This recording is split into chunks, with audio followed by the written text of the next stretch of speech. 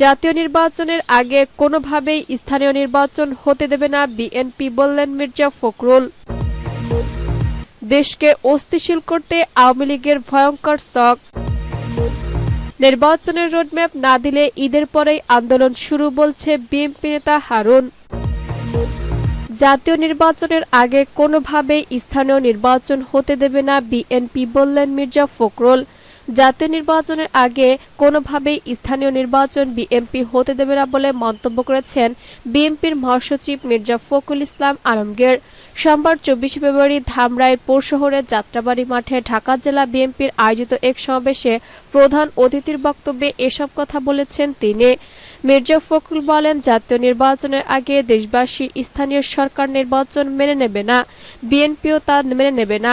BNP 15 বছর ধরনের হত্যা, খুন, হুমকি ধমকি উপেক্ষা করে রাজপথে আন্দোলন সক্রিয় ছিল, এখনো আছে।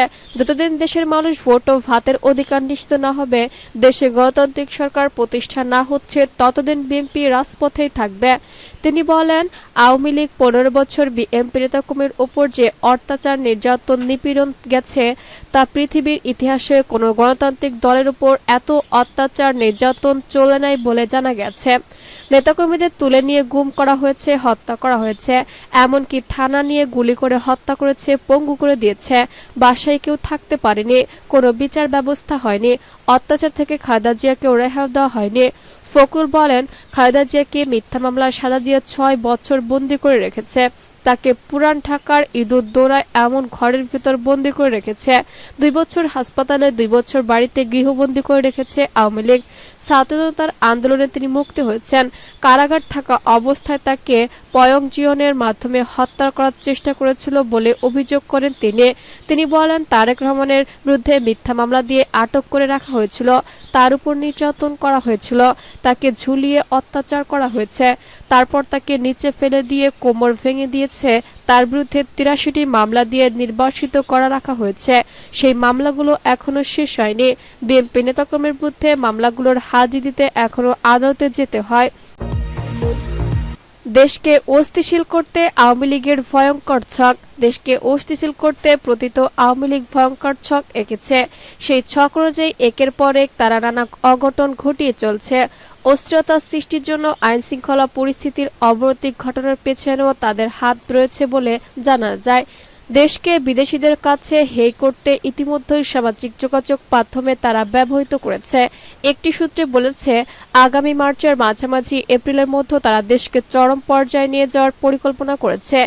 একই সূত্রে বলেছে, নানা ইস্যু নিয়ে কাজ করছে পতিত আওয়ামী লীগ। গত 5 আগস্ট হাসিনার দেশ ছেড়ে পালানোর পর আওয়ামী লীগ কিছু নেতাকর্মী রাতারাতি ভোল প্যান্টের সাধু সেজেছে।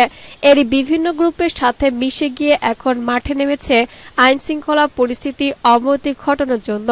ভুক্তভোগীরাও বলেছে, ঢাকায় হঠাৎ করে ছিনতাই, চাঁদাবাজি, নানা অপরাধে জড়িতরা মাথা নাড়া দিয়েছে।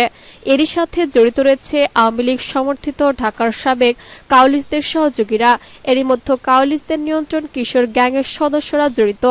এখনো ঢাকার বেশিরভাগ অপরাধ তাদের নিয়ন্ত্রণ বলে একাধিক সূত্র জানায়। সূত্র বলেছে, এই সফরের পেছনে আওয়ামী লীগের শীর্ষ সারি নেতাদের ইবন্ধন রয়েছে।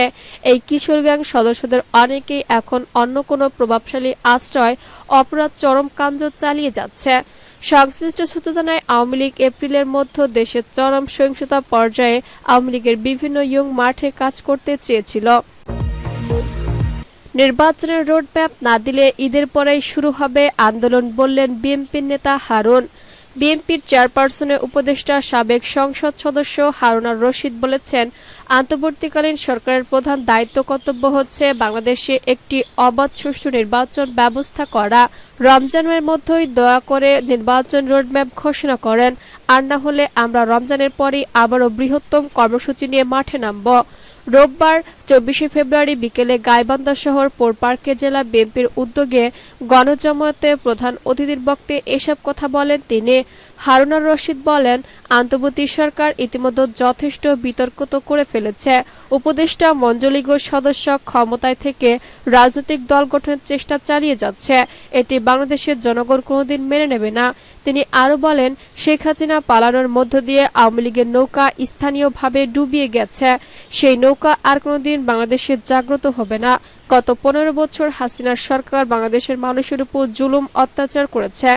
গণজামায়াতে অন্যদের মধ্যে বক্তব্য রাখেন বিএনপির রংপুর বিভাগীয় সহ সাংগঠনিক সম্পাদক অধ্যাপক আমিনুল ইসলাম, কেন্দ্রীয় গ্রাম বিষয়ক সম্পাদক আনিসুজ্জামান খান বাবু, জেলা বিএনপি সভাপতি ডক্টর মইনুল হাসান সাদিক, সাধারণ সম্পাদক মাহাবুদ্দিন টুটুল প্রমুখ।